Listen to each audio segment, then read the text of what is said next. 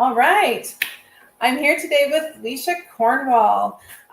It's our first official episode of our featured author episodes, and we're going to talk about your new book, Lecia, That Summer in Berlin. I got to tell you that you're now an auto buy for me because thank you. I read that's The Woman at the Front, Mm-hmm. and I read it just before I read The Diamond Eye, which of course the amazing Kate Quinn, and I honestly couldn't decide which one I liked better. Oh, wow. Yeah, and very different books, but like just the writing was so amazing, and I totally fell in love with it. And then I got this one, and I loved it just as much. So I'm pretty sure that if you write something on toilet paper, I'll go buy it. Thank you. I read this one actually in a day. Oh, really? Oh, yeah. Okay. I think it was 2 sittings. Like I had to shower and maybe eat. But then, I read the whole thing in a day. So,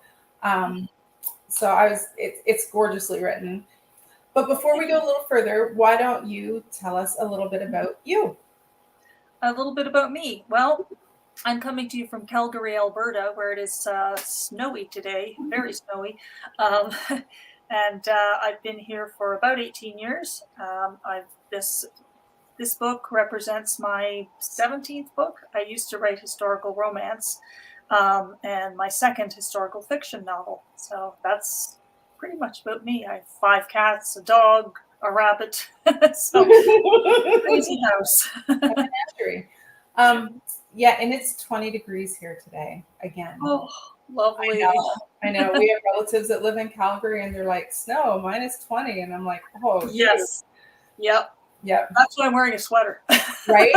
And like, I was like, oh, fall clothes, but I couldn't wear a sweater today. So it's long sleeve, but it's, at least overcast today. Yesterday, I went to yoga with a tank top on, like in the evening. Yeah, it's been crazy. I'm not sure it's a good thing, but anyway. Yeah, well, as long as it lasts. Right? Winter's too long, so yeah, as long as you can enjoy fall. So let's talk a little about your book. This is the gorgeous cover. I love a couple things about this. Number one, I'm always a fan of a splash of red somewhere. Mm-hmm. So I love that, and I love how she's looking through the camera. And I also love how she's facing front instead of sort of that ubiquitous woman, like the back of a woman in a historical fiction. I love how she's facing the front. So many people say that. It's funny. We've had discussions about the fact that if it's a historical novel, the woman's facing away or half her face is cut off. Or in profile, Yeah, and if it's a contemporary, it's like a swirl of colors in the background. So. I gotta say too that I'm a big fan of symmetry. So the fact that this is perfectly centered, it sits well with me. Anyway, it's a gorgeous cover. Certainly, it's amazing stuff. The publisher's design department is absolutely incredible. So I'm grateful to have them. And so for the people that are joining us, I'll kind of give a little bit about the book. So the book's set in 1936. It's the summer of the Olympic Games in Berlin. And the main character, who is Vivienne, is in Germany with her stepsister, Julia. And they're visiting family friends, or friends of her, I guess, of her stepfather. And while her family is perhaps not necessarily overtly supportive of Hitler's regime, they're certainly perhaps a little bit indifferent or ambivalent about it. And she's using her photography skills to actually help a journalist, Tom Graham, send information about Germany's activities back to Whitehall. And their hosts are pretty high up in the party. So it brings in this element of danger and high stakes for Vivienne, and then worry about her sister, Julia, who has fallen for one of the sons, who is quite Nazi. So that's kind of the overview of kind of what the story is about. And like I said, I loved it. There were a few things that made me a few little hat tips in here that I wondered if they were intentional or not. So the first one, and this is a little bit more kind of a fun one, but the von Schroeders were Georg and Ilse. And of course, my mind immediately went to The Sound of Music because it was Georg and it was Elsa Schrader. Yeah. And so von Schroeder and Schrader, like they're close. Anyway, was that intentional or is that just a happy accident? No, it's just a happy accident, actually. But I must say that when I picture Georg in the story, that's probably what he would be like von Trapp. So he's not a Nazi. He does not approve of it. He longs for the old days of his life as an army officer and honor and the royal court and things like that. But his wife and one of his sons two of his sons are ardent Nazis, which and they're not sort of very happy with the fact that Dad can't support them. Yeah. So yeah. Well, even the youngest one is in the Hitler Youth, right? So, yes. Yeah. and then, but the Ilse in your book is perhaps a little more, I would say hard. Yes. Hardened, because she's definitely supportive of the party. And she's a social climber, so she wants her family to be up in the upper echelons of everything. Yes, and she sees that her husband's generation and her husband's power base is kind of dying off or fading away under the Nazis. So she's determined that she's going to stay in that upper class and make her sons as successful as possible in Hitler's regime. Yeah. So I found that difference. And I thought that having this one set in 1936, so before the war started, and with the Olympics as the backdrop, or sort of the central event that, really puts everyone in that place at that time, I thought that was a really neat twist because we see so much that happens during the war, and this is the lead up to the war. Yes. So, and it kept it fresh, right? It's a fresh take on it. So what led you to this particular timeline and storyline? Was there anything in particular that led you there? Well, when I started looking at doing the book, I thought, oh, well, World War II is popular, but maybe too popular. And so I thought, well, World War I, I'm not sure I want to do another book there. So I thought, well, there's a lot of time in between. And when I was doing the research, I found out that apparently the British were sending their upper-class debutantes to Germany between the wars, especially in the 1930s, for a bit of finishing and a bit of culture, European culture, and that happened. That went on right up until World War II started, like right up till the summer of 1939. And I just thought, that is really something, and these girls were saying, oh, we were far too busy with parties and admiring the dashing young men in their fancy SS uniforms to even know that there was any violence or anti-Semitism.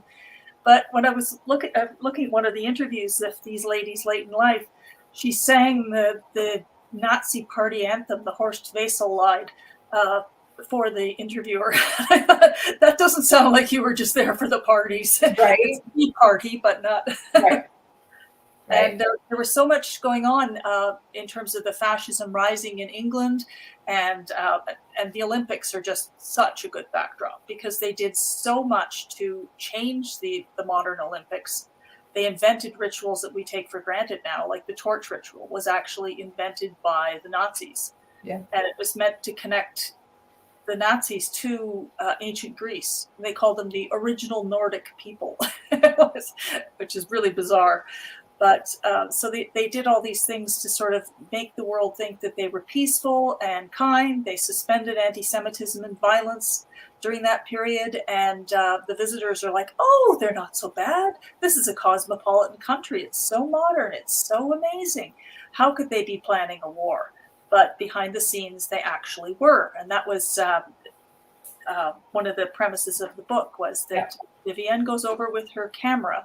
And because she's a young, pretty tourist and the guest of an upper-class family, she can take pictures and people won't question her. But if they do catch her doing what she's doing, then it could be very deadly. Yeah. So. Yeah. And I know, like you mentioned in the book, Diana and Unity Mitford. And yes. who were well known for their fascist sympathies. I mean, Diana married someone high up in England, and then of course Unity had a personal relationship with Hitler. And so, did you do a lot of research about the Mitfords, and did their family dynamic sort of inform the dynamic between Vivienne and Julia?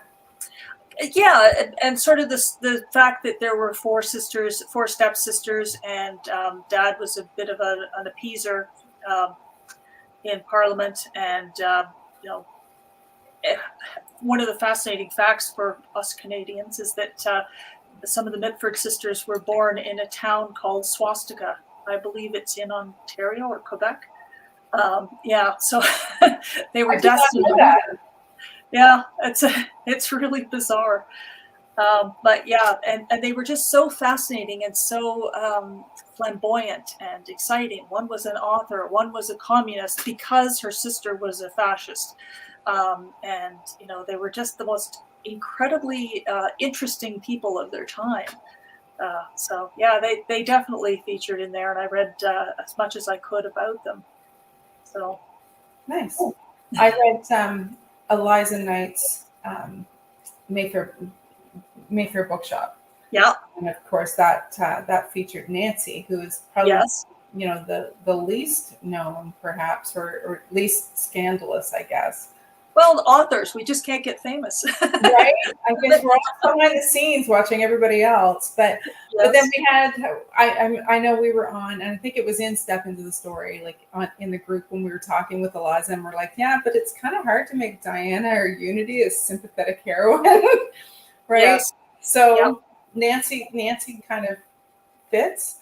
And you mentioned earlier too that there was a lot of fascist support in England, and that was something I didn't know a lot about. Like, once we get into the Battle of Britain and the Blitz and everything going on, it always seems like England is so very, very patriotic, and this is the enemy, and there's no sort of gray area there. And so I didn't even realize till I started reading a lot of World War II hisfic, to be honest. I think the evolution there came from the fact that after World War I, Germany was completely devastated and destroyed, and so were the other countries, France and Britain and all the countries who fought in that war.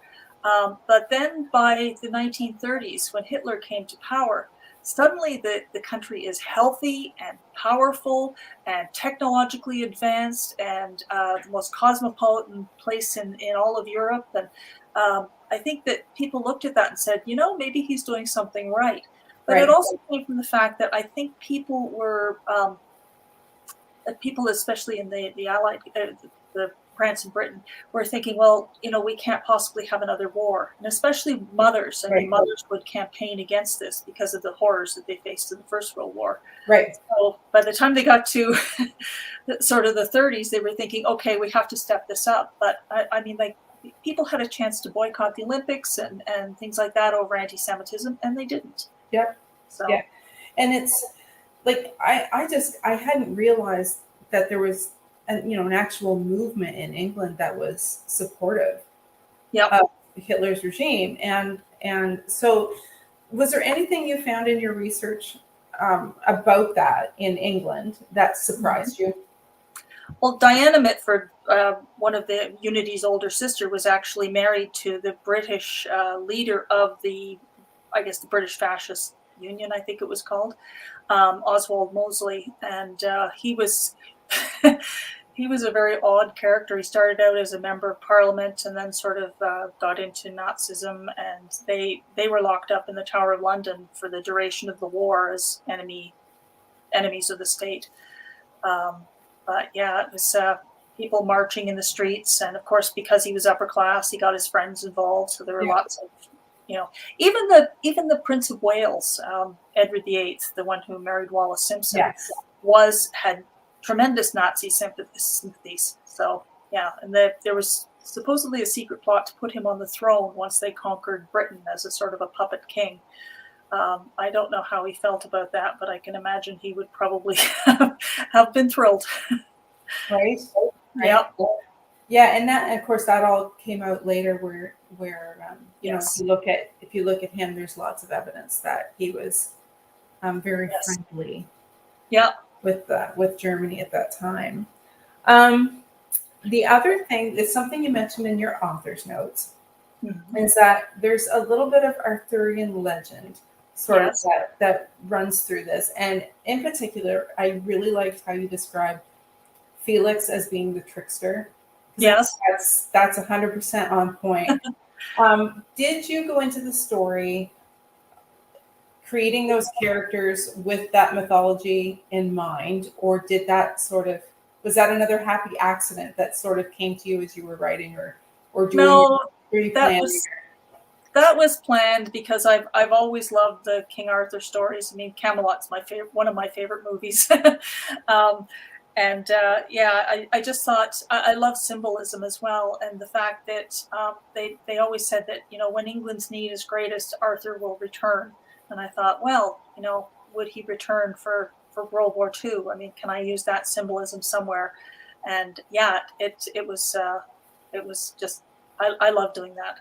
Yeah, So, so that's I love reading the author's notes, and I have to confess that most of the time I get about half, 2/3 of the way through a book, and then I go read the author's note. So I always know I run the risk of being spoiled. yeah, But then there's always so many like sort of things in there that the authors will say that suddenly add a richness to what you're reading. So it's kind of it's you know, you take the risk on a spoiler, but sometimes you come out with something. that's our true confession place. I think we Right, keep all our right. secrets. Yeah, it's sort of like your confession about how much you love the research, and then the cover your butt Yeah, if you know, yeah, if yes, you've done anything that absolutely. or if you've taken any liberties, you can kind of explain it ahead of time, sort of thing. Yep. I actually have, as I'm writing the one that I'm working on, I have a list of things that I need to include in the author's note. Yeah. So yeah, well, that's awesome. So I have to ask you now, what are you working on for your next book? Oh, deep in research, wormhole research. I read something recently about an archaeological expedition on the Silk Road that took place in 1906. Oh wow, that's very different. It was such an adventure story. I mean, you have archaeologists from different countries, sort of coming into this horrible. It's like one of the world's worst deserts, and looking for ancient manuscript and ancient treasures where the Silk Road used to be. And of course, all these places are have long since died away. And it was just such an incredible adventure story. Like just the nature and of course, like these people are like hacking out ancient paintings off of walls and shipping them back to their home countries, which is, you know, uh, still a bone of contention between China and the rest of the world. And there was, you know, it was just such an incredible story. So I'm going to set one there, I think.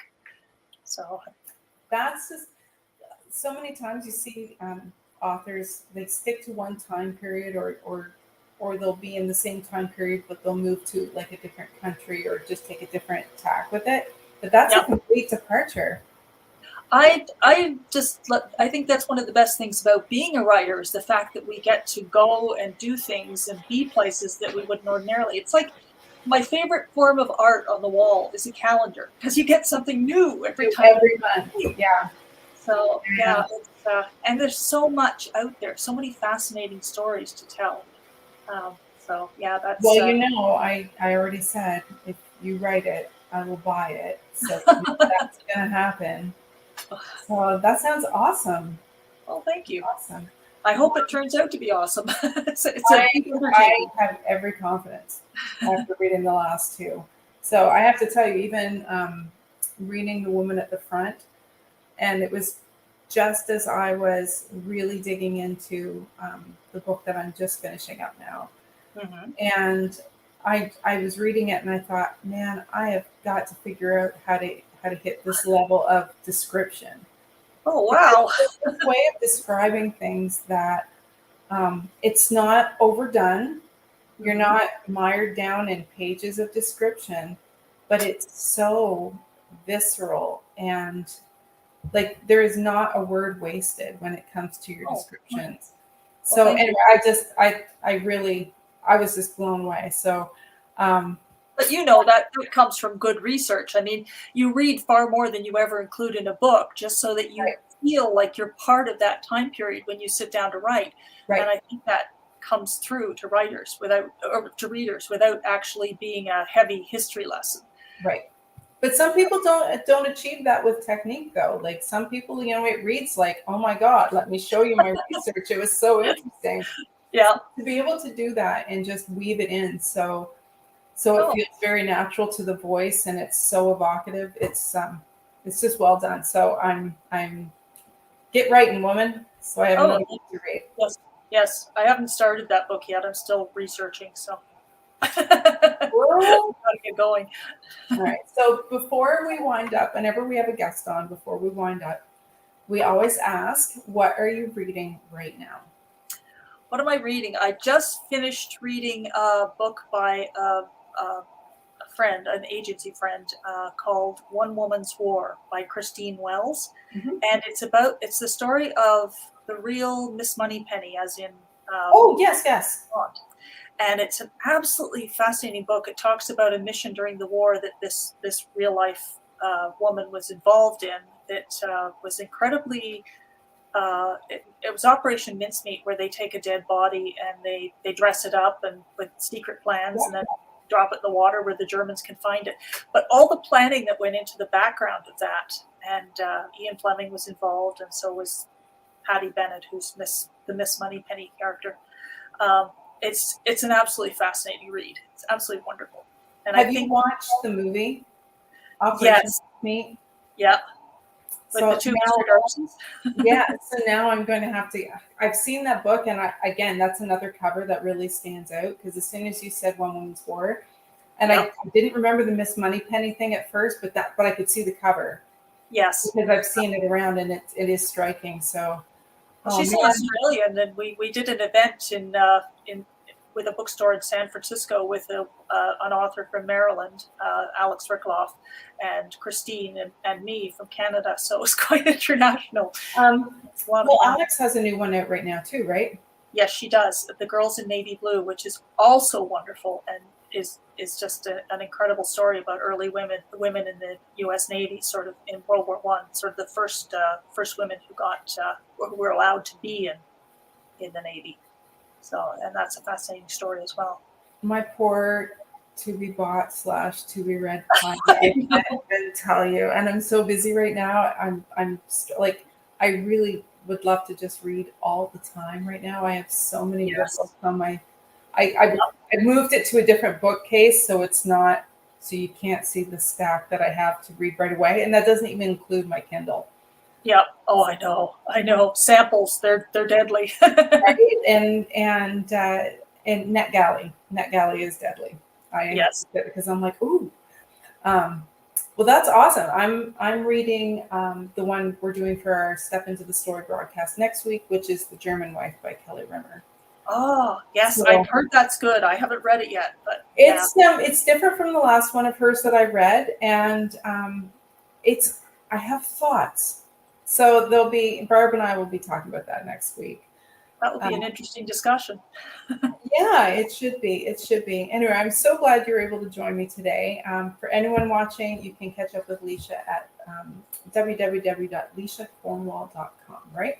Thank you very much for having me. And yes, I'd love to hear from readers, and I do try my best to reply. So, It's a pleasure. I wish you many, many, many sales because this book certainly deserves it. well, thank you, Donna. Oh, you're welcome. Thanks for being here today, Lecia. All right. Take care. You too. Bye. Bye.